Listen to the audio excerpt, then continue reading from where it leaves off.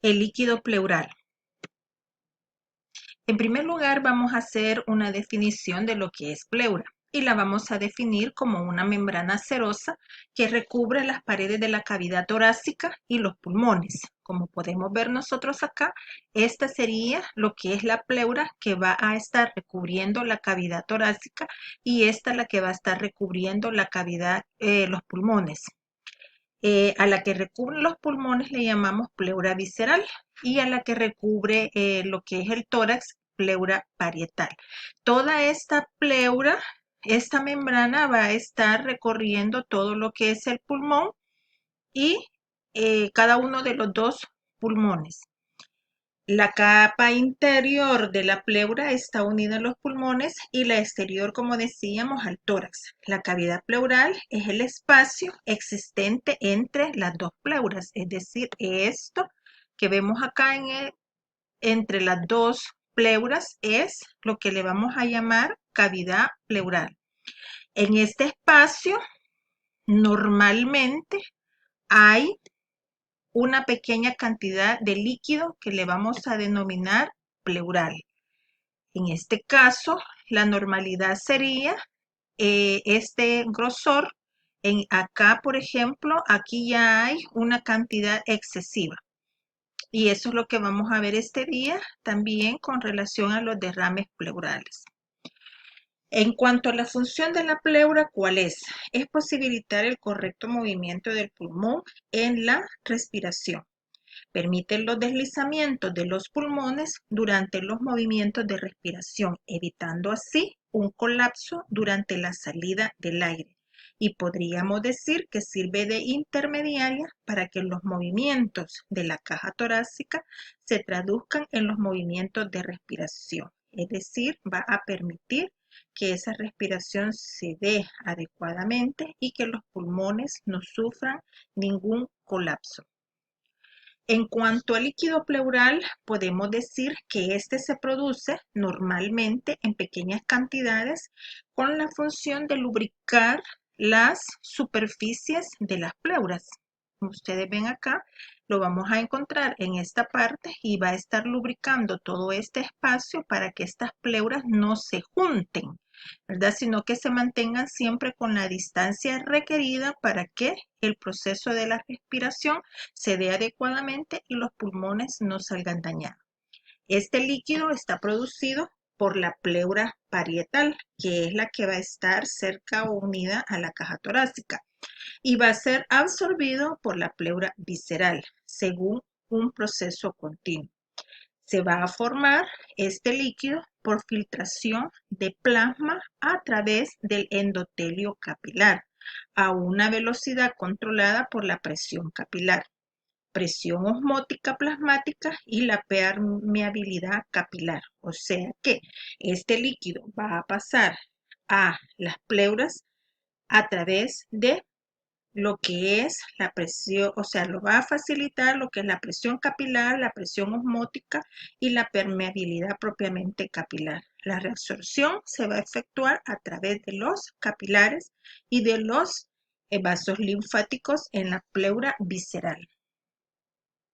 Las proteínas no se reabsorben a través de los linfáticos. Comparado con el plasma, este líquido que vamos a encontrar acá en la cavidad pleural o líquido pleural va a tener un patrón electroforético con un aumento de la proporción de albúmina, aunque con una disminución de la globulina y del fibrinógeno. A pesar de que el líquido pleural normal no coagula, o sea, cuando nosotros lo extraemos, por lo general él no se va a coagular, pero nosotros cuando es extraído, tiene que vertirse en tubos que contengan heparina, porque como vemos nosotros acá, puede haber algunas cantidades de fibrinógeno y esas puede hacer que coagule. Y si nos coagula ese líquido, se tiene que volver a extraer. Y ustedes se imaginarán el procedimiento, lo que requiere y también lo que el paciente sufre durante la extracción de este líquido. En cuanto a las acumulaciones de líquido en el espacio pleural, o sea, cuando ya hay más de lo normal, como podemos ver en este caso, le vamos a llamar derrame.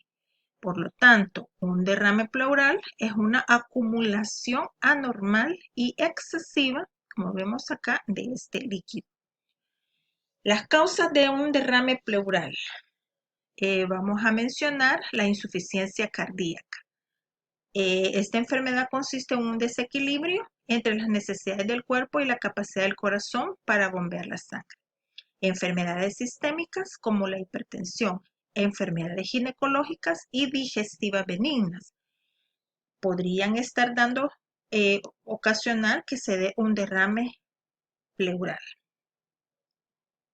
También tenemos algunos tipos de cáncer, problemas del hígado como la cirrosis. Algunos medicamentos podrían causar estos derrames y la tuberculosis.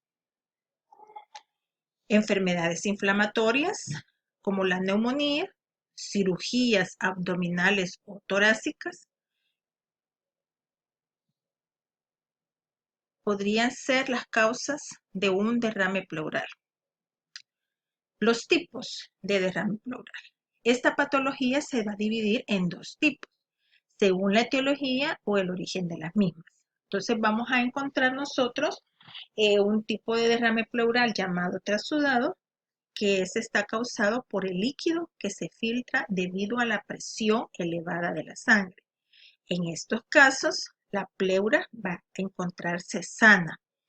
El trasudado suele estar originado en su mayoría por insuficiencia cardíaca y en menor medida por cirrosis hepática. O sea que un trasudado va a tener una causa bien elevada por una insuficiencia cardíaca.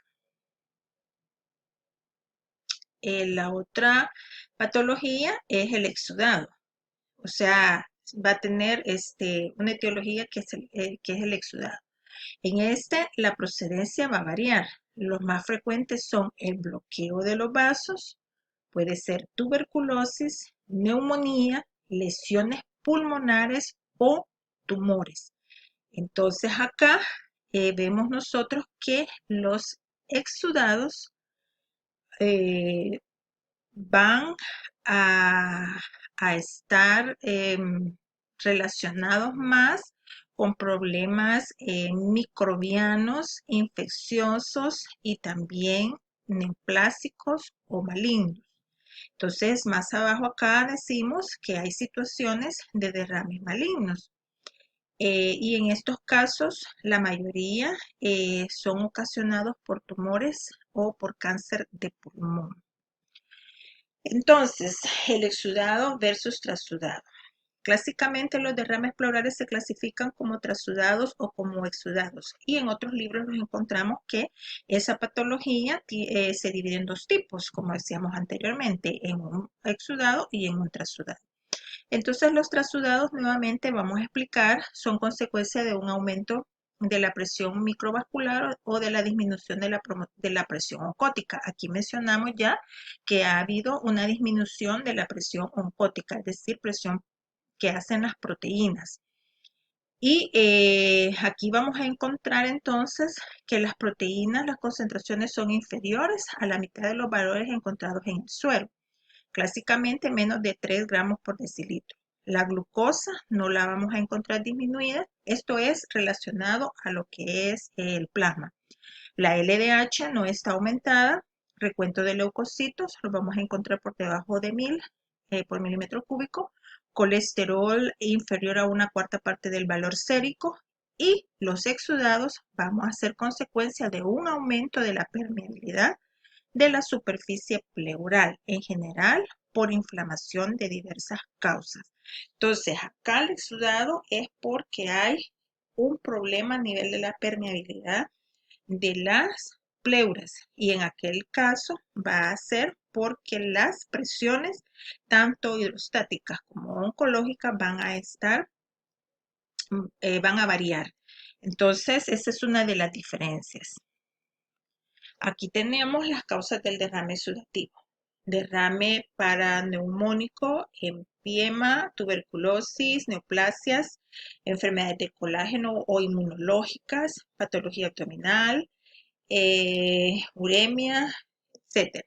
Y las del transudativo tenemos la insuficiencia cardíaca, que es la principal que decíamos, la pericarditis, la cirrosis en menor proporción, hipoalbuminemia, hiperhidratación, insuficiencia renal, síndrome nefrótico y diálisis peritoneal. ¿Cómo se llama la extracción de líquido pleural?